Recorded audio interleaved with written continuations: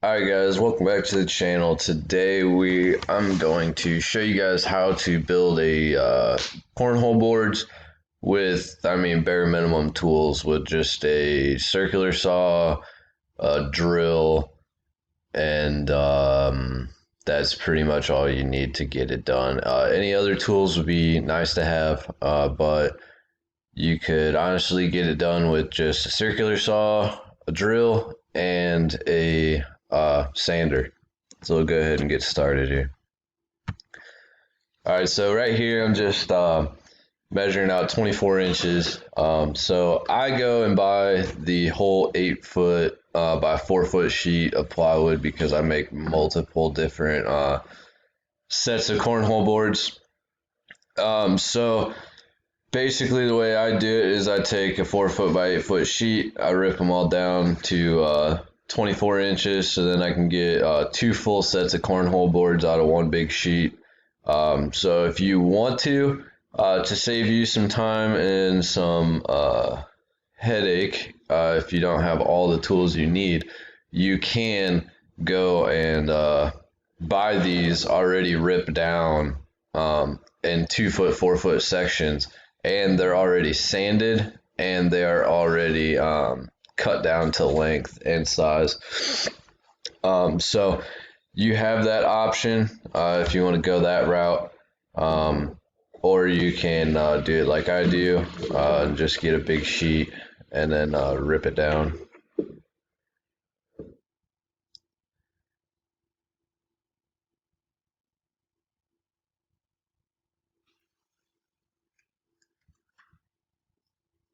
But yes, that's all I do here. I just take my line. I got a big 4 foot straight edge there.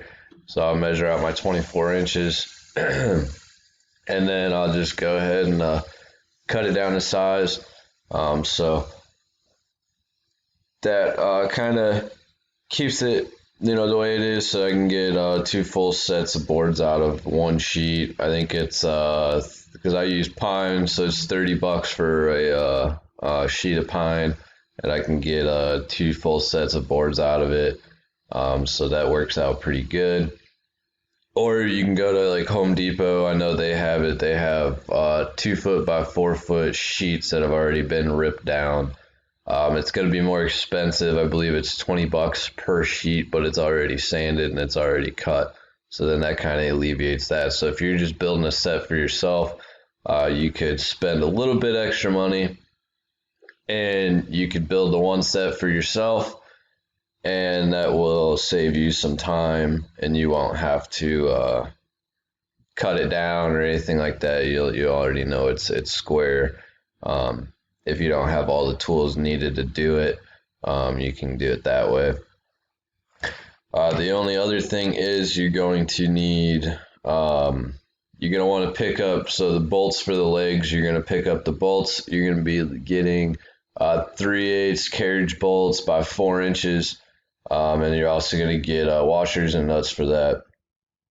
So when it comes to cutting down your 2x4s, you're going to want to get four 8 foot 2x4s for one set of cornhole boards. You're gonna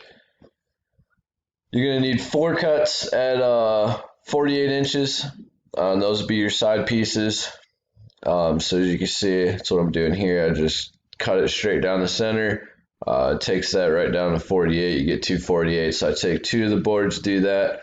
And then you're going to need 4 pieces cut at 21 inches, and those are going to be for the side pieces.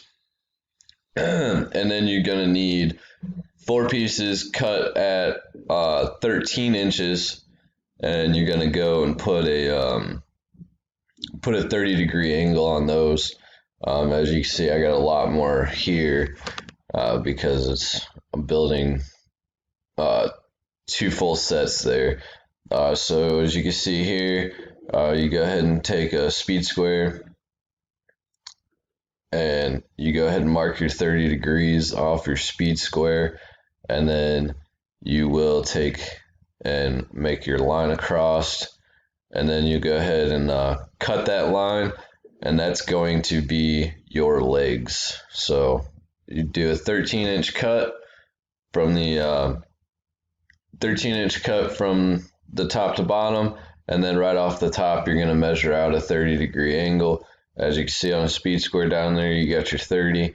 Go ahead and mark that out, and then go ahead and just straight edge that, and then cut it. So then also here, these are your legs. You're going to be drilling a 3/8 inch hole straight through the center. This is where your bolt's going to go to hold in your legs.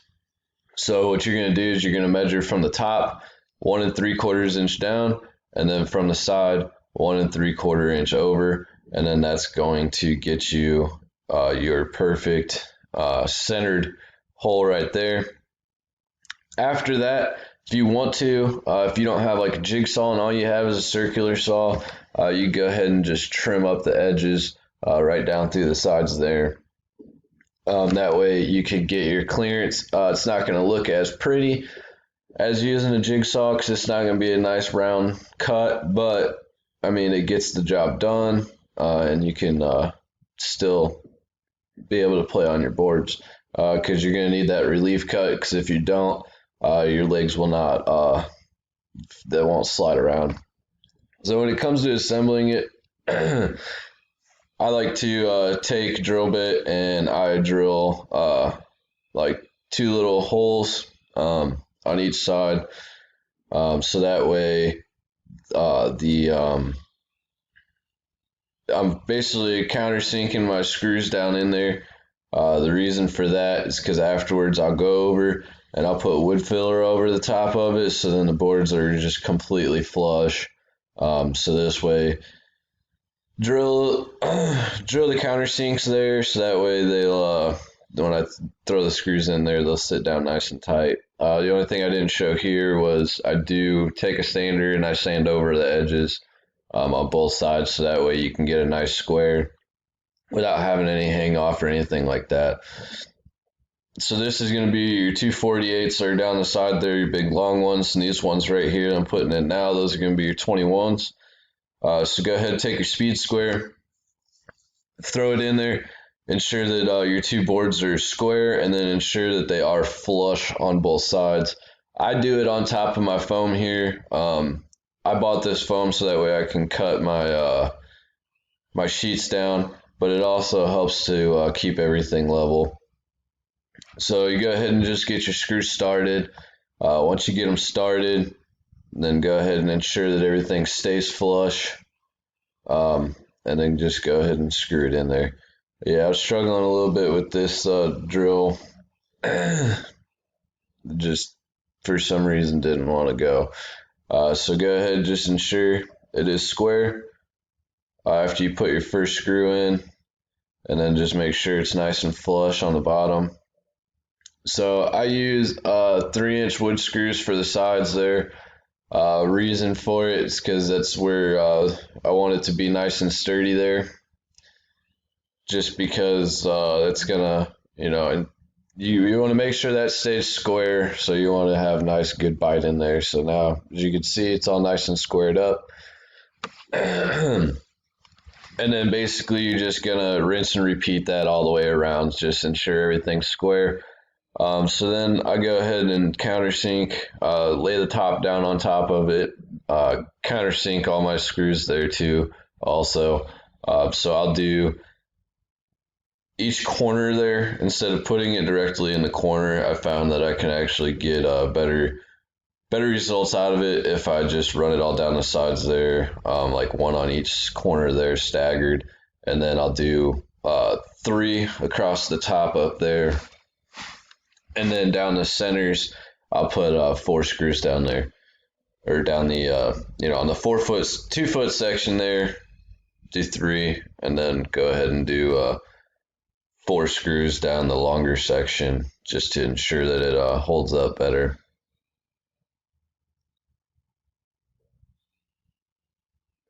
And then, so the reason I do the countersink on that, and I forgot to show it, but you can buy a 6-inch hole saw on Amazon for about 20 bucks. It works really good. So that's how I drill the hole. You'll measure 9 inches down from the top and then 12 inches over from the side. And that's going to be the center for your 6-inch hole that you're going to put in. So as you can see, I've already gone over, wood filled everything, let that all dry. So then after all that dried up all nice and good, went over it with a sander. So I start off with 80 grit sandpaper. Yeah, I don't know what's going on there. There we go. Go over it with 80 grit sandpaper. And then after that, I'll go back over. So I'll go lengthwise and then with the grain after. So I'll do 80 and then I'll do 180 and then I will go with a 240 grit, and that gets a pretty nice smooth finish. Also, any holes or cracks or anything that you have in the board itself that are like big divots, you can go ahead and fill that all in with wood filler also. So I use the Minwax wood filler. It tends to, you can stain it, you can paint it, you can do whatever you want with it, and then it tends to look just like the wood after you get done filling it. So I go ahead and do that with everything.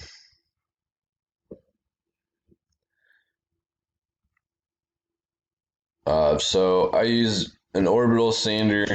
It tends to work the best. I've used just other vibrating sanders, and they just don't seem to work that great at taking stuff off. But I bought this new orbital sander, and I tell you what, that thing works great. Just go over it with your 80 and then 180 and then 240, and then by the time you get done with your 240, I'll take a shot back. And then just get all the dust and everything off of it, so that way it's ready to paint and ready to get paint, stain, whatever you want to do with it. After that, it's all pretty much good to go. So that's pretty much the video. I didn't really leave anything out. Just remember, for the center hole, it's going to be 9 inches down, 12 inches over. That's how you find your center for your hole. And then go ahead and just sand everything down. Once you get finished with all of this, you can go ahead and I would paint the legs while they're off, and then once you get done with it, you go ahead and just put your bolts through. Put a washer on the backside and a nut, and it'll hold it on there. So I like to use the nylock washers because they actually lock into place. You don't have to worry about them backing out, so that's a good way to go with it also.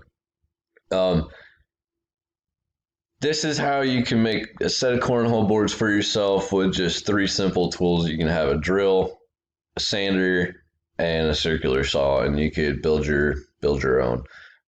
So don't forget to hit like, subscribe, go ahead and comment, drop anything down below if you have any questions or anything like that, or if there's anything that I just didn't explain very well, just go ahead and let me know in the comment section below. And then, so until next time, I will see you guys later.